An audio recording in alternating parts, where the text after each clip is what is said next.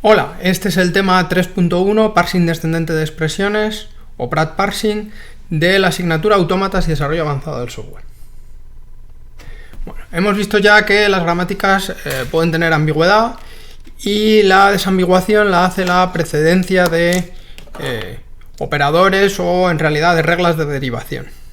Codificar esto en la gramática hemos visto que es complicado y nos puede hacer que una gramática muy sencilla se convierta en una gramática con muchísimas reglas de derivación. Si imaginamos un lenguaje de programación normal, hemos visto como 3 o 4 niveles de precedencia. Imaginemos en uno normal que tiene 10 niveles de precedencia, operadores unarios y binarios, a derechas, a izquierdas. La gramática se puede complicar y volverse una locura, ¿vale? Entonces, normalmente cuando la gente programa parsers descendentes, justo las expresiones, que es donde aparecen los niveles de precedencia, donde aparecen la mayor parte de las ambigüedades de la gramática complicadas, el resto se pueden quitar añadiendo palabras reservadas o codificándolo en la gramática, como ya hemos visto. Lo que se hace es, esa parte del parser se construye separada con un pequeño subparser que está programado de una forma diferente, que es la que vamos a ver en este tema. Vale, las ideas detrás de lo que vamos a ver en este tema han aparecido varias veces de diferentes formas en la literatura. ¿Vale? El primero que la describió fue Dijkstra con lo que llamaba el Shunting Yard Algorithm, pero pasó un poco desapercibido y se ha vuelto a reinventar una y otra vez. ¿Vale? Hoy en día se le suele llamar PRAT Parsing o Top-Down Operator Precedence Parser también, ¿vale? Pero esencialmente las ideas detrás de todas estas formas de construir un parser de expresiones son las mismas. Hay algunos detalles de implementación, las descripciones de unos en la literatura eran más funcionales y tenían funciones para diferentes operadores. Las de otras tenían la pila implícita y en otras la pila explícita. ¿Qué quiero decir con pila implícita o explícita? Pues en un caso utilizaban una estructura de datos en forma de pila a la que le hacían push y pop, en otras tenían funciones recursivas. Al final, la idea algorítmica detrás de todos ellos es la misma, que es lo que vamos a ver en este tema. Vale. Imaginemos que tenemos dos expresiones, 3 más 4 por 8 y 3 por 4 más 8. ¿Vale? Con las reglas de derivación sin precedencia y la gramática naif, que es expr flechita expr por expr y expr flechita expr más expr y demás, ¿vale? Es difícil decidir cuál de estos dos árboles se construye. Este es el problema, ¿vale? Entonces yo voy a ir de izquierda a derecha recibiendo tokens, primero el 3, luego el más, luego el 4, luego el asterisco, luego el 8, y tengo que construirme este árbol, ¿vale? Lo que hemos visto hasta ahora solo se recorría el árbol llamando a funciones recursivas. Lo que vamos a ver a partir de ahora necesita construir la estructura de datos porque la va a ir construyendo según la va haciendo. Ya veremos que en realidad esto es lo que termina haciendo un parser igualmente. Entonces, esto está como a mitad de camino entre el parser descendente, como hemos visto hasta ahora, que no construye nada y no tiene operaciones, y el parser descendente en el que ya hay acciones en las llamadas a la gramática.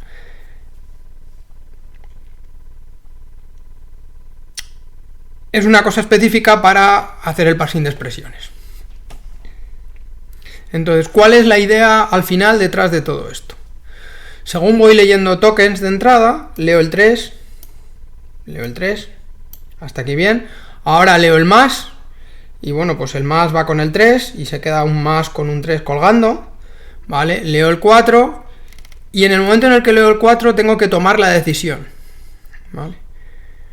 O construyo esta parte del subárbol y luego la pego aquí, como estoy haciendo aquí, o en el momento en el que leo el 4, en este caso, pego el 4 y en realidad esto es un subárbol de lo que viene a continuación. Esta es la idea detrás de todo esto. una de las ideas. La otra idea es que cuando yo voy construyendo el subárbol, en un caso 3 más, en el otro caso 3 por 4, más 8, y en este, o sea, tengo aquí dos subárboles, 3 más 4 por 8, o 3 por 4 más 8, la idea es que estos subárboles, por los operadores que tienen un nivel de pegajosidad, ¿vale? Son más pegajosos o menos pegajosos dependiendo de su precedencia.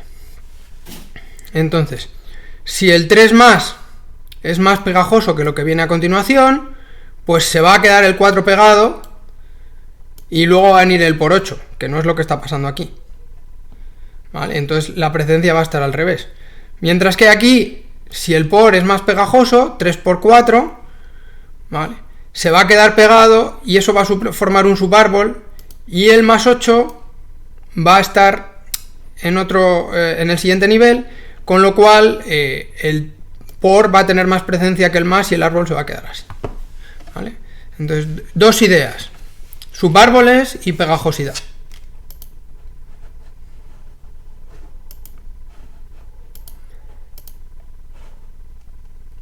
Vale. Entonces, este gráfico es el gráfico total de lo que sucede, que vamos a entender solo cuando hayamos entendido el código, ¿vale? Entonces, voy a explicar paso a paso qué es lo que sucede, luego vamos a ver el código y finalmente deberíamos entender completamente el gráfico. Es un gráfico un poco complicado, ¿vale? Entonces, ¿qué representa este gráfico? Este gráfico representa cómo se va construyendo el subárbol, qué llamadas a función hay. En el Pratt Parsing hay dos tipos de funciones básicamente, NUT y LET. NUT son las que no tienen contexto por la izquierda, es decir, las que no tienen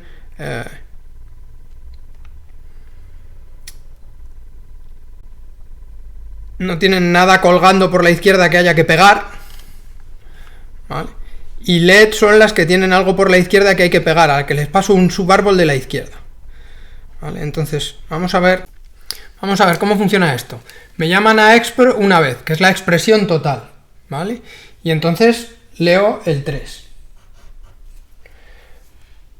Porque expr llama a NUT y NUT lee cosas que no tienen contexto, en este caso el subárbol correspondiente con el 3, ¿vale? ¿Qué sucede a continuación? A continuación se llama LED con el 3 como contexto a la izquierda y se lee el token más.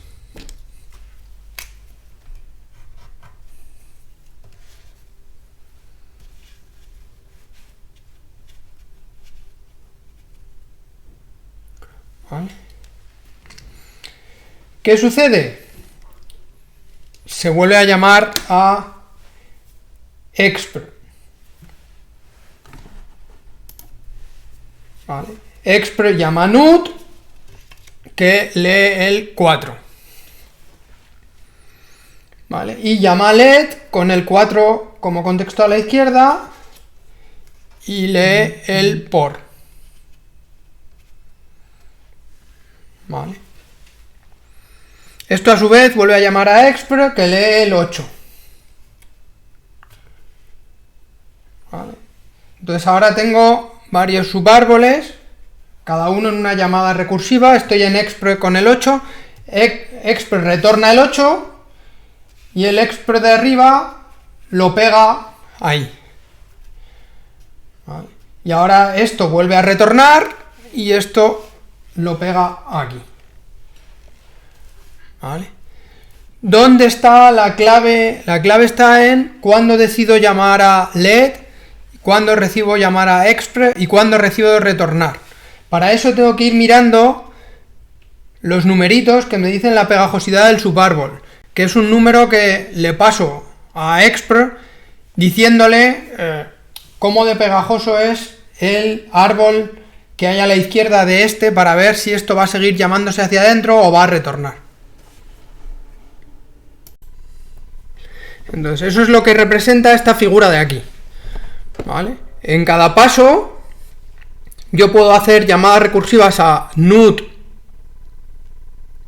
que es no tengo contexto a la izquierda y voy a leer algo nuevo, o a LED pasándole un contexto a la izquierda. Vale. Cada vez que hago una llamada a NUT o a LED, o a expr, que es cuando ya genera una expresión, puedo llamar a expr, está escrito aquí, ¿vale? NUT y LED, pues llamadas a NUT y LED, o llamadas recursivas con flechitas hacia la derecha y retorna flechitas a la izquierda, ¿vale? Cada vez que una expresión me devuelve un subárbol, lo tengo que pegar y ver qué hago con él. Luego veremos el código. Vale, entonces, ¿cómo se lee esto? Bueno, cada corchetito de estos es una llamada a expr. Entonces expr llama a NUT y luego ya llamando una y otra vez a LED o a expr para generar subexpresiones, ¿vale? Cada vez que llame a LED le pasará un contexto a la izquierda, irá pegando cosas a la izquierda según lo vaya necesitando y luego puede volver a llamar a expr. Cada vez que llama a expr, aquí hay una flechita morada hacia la derecha. Cuando expr retorna hay una flechita morada hacia la izquierda. Fijaros que, por ejemplo, estos corchetitos de aquí y estos corchetitos de aquí representan la misma llamada a expr, que ha llamado a expr, que ha llamado a NUT, y luego NUT ha retornado, luego ha retornado expr, ¿vale? Y así. Entonces, corchetitos morados, llamadas a la misma llamada a expr. Flechita a la derecha, llamada recursiva a expr, flechita a la izquierda, vuelta recursiva de la llamada, o sea, vuelta de la llamada recursiva a expr que se hizo, ¿vale? Cada vez que se retorna de expr, se retorna a una expr que tenía un árbol con el que estaba trabajando y el árbol que devuelve expr, y hay que ver si se pega o qué se hace con él, ¿vale? Entonces, con esto se puede ver las llamadas recursivas que se han hecho a expr, a NUT y a LED, y el orden en el que se hacen dependiendo del árbol y de la pegajosidad, que vamos a ver ahora en el código cómo se hace. Vamos a ver. Entonces, básicamente en los Pratt parsers hay tres funciones. Expr, que es la construcción de la expresión, ¿vale? Va a llamar una vez a NUT para leer un token nuevo sin contexto, y luego va a llamar a LED cada vez que tenga que pegar cosas a la izquierda de algo. En cuanto deje de pegar cosas a la izquierda, retorna la subexpresión para que se pegue arriba, ¿vale? LED, que es tengo contexto a la izquierda, ¿vale? Entonces me pegan un contexto a la izquierda para ir construyendo el árbol. Y NUT es lo mismo pero sin contexto a la izquierda. NUT significa que no tiene, que está desnuda, que es null denotation, que significa que no hay contexto a la izquierda. Por ejemplo, NUT lee 3. Bueno, lee 3, lee más, lo pega, llama a LED con este contexto. Bueno, esto es el mismo gráfico de antes, escrito de otra manera, ¿vale? Para 3 más 4 por 8 y para 3 por 4 más 8. Vale, vamos a ver el código. Entonces, bueno, lo primero que necesito es una tabla de precedencia. Las tablas de precedencia se escriben de 10 en 10. Vamos, tabla de precedencia que en realidad es la pegajosidad, ¿vale? Un número más alto es más precedencia, que significa que es más pegajoso el subárbol que va a llevar eso por encima, ¿vale? La tabla de precedencia va de 10 en 10 porque esto luego se va a usar como truco para la asociación a derechas o a izquierdas de la que no hemos hablado.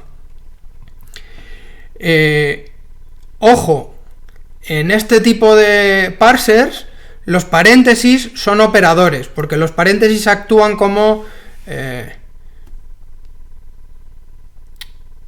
despegadores del lado izquierdo. Da igual la precedencia que tenga el lado izquierdo, lo que va entre paréntesis va a ir separado al lado derecho. Entonces, una manera de hacer eso es hacer que los paréntesis sean operadores.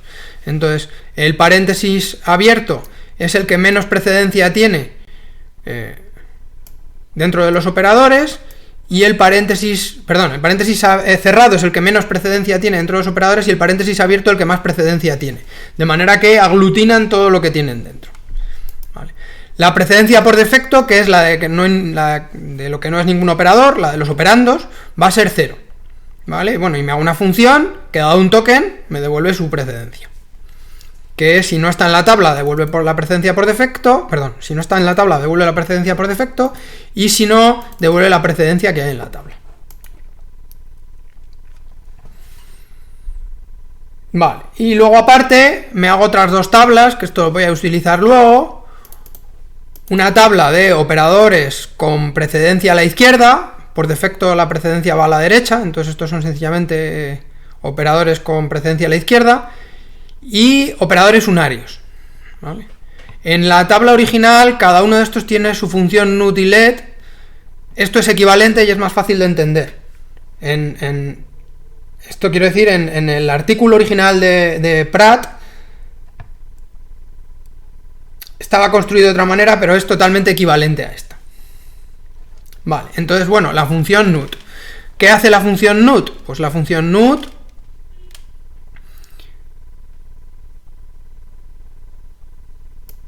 mira si es un paréntesis abierto. Si es un paréntesis abierto, llama expresión, ¿vale? El paréntesis es un tipo de unario especial, ¿vale?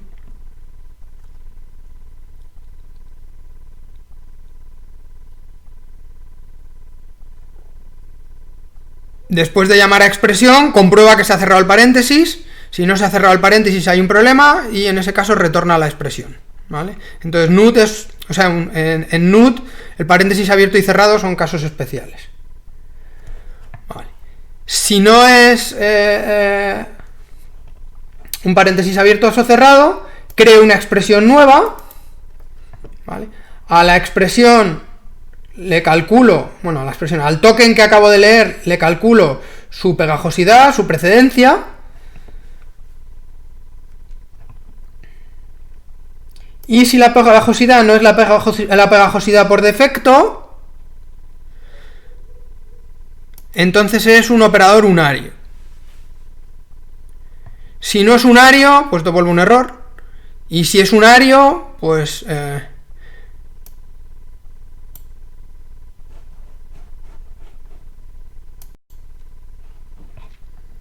si es unario, llamo recursivamente a expresión para crear la expresión de lo que hay a la derecha del operador unario y la meto en el lado derecho de la expresión que he creado con el operador.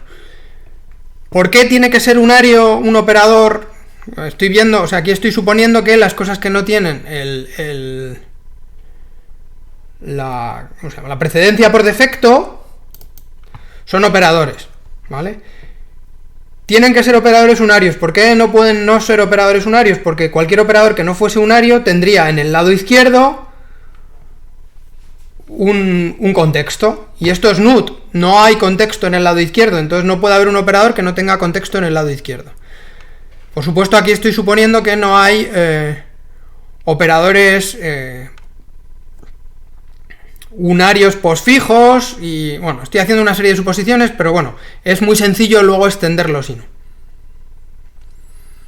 Vale, pues ahora vamos a LED. En LED es muy importante, me pasan en el lado izquierdo el subárbol, la subexpresión, ¿vale? Entonces tengo el subárbol del lado izquierdo y el token nuevo. Entonces, bueno, creo una expresión nuevo para el token nuevo, pincho en el lado izquierdo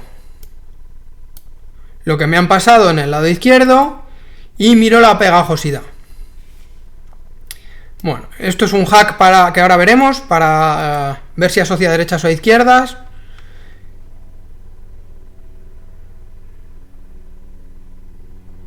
En cualquier caso, creo una expresión nueva, ¿vale? Para el subárbol nuevo de la derecha, que voy a ver qué hago con él,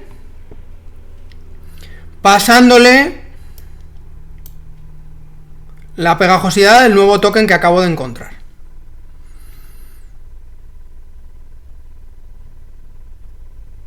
Y finalmente, cuando ya esa expresión retorna, cuando ya tengo la superexpresión calculada, la pego en el lado derecho de la expresión que creé.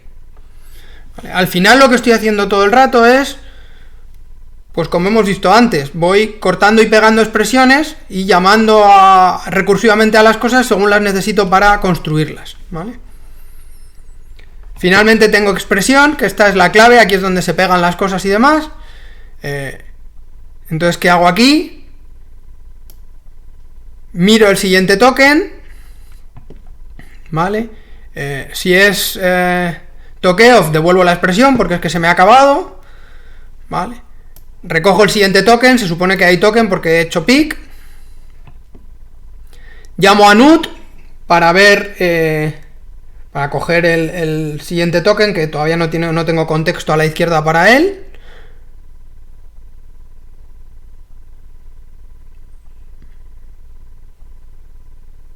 Y nut lo pego en la izquierda de la expresión que me han pasado para crear. ¿Vale? Y luego me meto en un bucle, miro el siguiente token. Si se ha acabado, es un paréntesis a la derecha, retorno. Y miro la pegajosidad. ¿Vale? Si es poco pegajoso el siguiente token, retorno la expresión. Si es más pegajoso, llamo a LED, pasándole en el lado izquierdo la expresión y el nuevo token. Entonces, en un caso voy creciéndolo por la izquierda, en el otro caso creo una subexpresión a la derecha. Básicamente es lo que hemos visto codificado, ¿vale? Entonces, volviendo a esto, pues estoy aquí en expr, llamo a nut, leo el 3, llamo a LED, pego el 3 a la izquierda del más, llamo a expr, que llama a nut para leer el 4, que llama a LED con el 4 a la izquierda y el asterisco para pegarlo, que a su vez vuelve a llamar a nut para leer el 8, retorno al expr original, que pega el 8 debajo del 4, que retorna al expr original, que pega el subárbol del asterisco y 4 y 8 debajo del más. ¿Vale? Volviendo a recapacitar. Expr llama nut, lee el 3. Llama a LED pasándole el 3 a la izquierda y lo pega al más.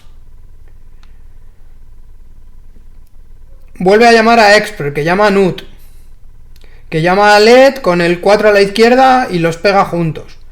Que vuelve a llamar a nut para leer el 8. Y voy retornando y pegándolo todo junto. ¿Vale? Bueno, aquí he dicho que llama a nut, que llama a expr, que llama a nut. ¿Vale? Entonces, fijaros que lo que significa esto es, estos corchetitos, o cuando no hay corchetitos porque solo hay una cosa, son llamadas a expr. ¿Vale? Y se llama a nut cuando no hay contexto a la izquierda para pegar, y se llama a LED cuando hay contexto a la izquierda para pegar. Cada vez que se retorna de expr, dentro de un contexto de expr concreto, se mira la precedencia de las cosas para ver si se pegan los subárboles o no. Volviendo atrás, nos hemos dejado un pequeño truquillo, y es, bueno, fijaros que la comparación de pegajosidad es menor o igual. Eso significa que por defecto, pega a derechas. Entonces, ¿qué truco se hace para los operadores que son con precedencia a izquierdas? Bueno, pues nos lo hemos saltado antes, pero a ver, ¿dónde está? Está aquí.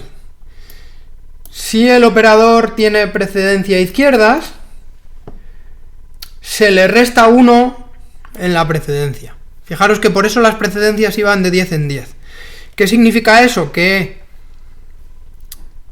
cada vez que veo el mismo operador, lo veo con una precedencia menor.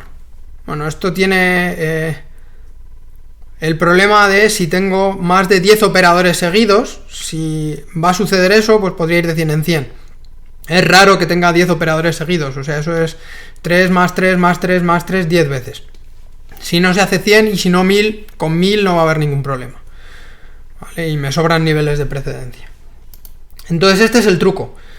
Si voy viendo operadores, cada vez que veo un operador, le resto 1 a la pegajosidad que tiene el token nuevo que acabo de encontrar, si el operador es a izquierdas.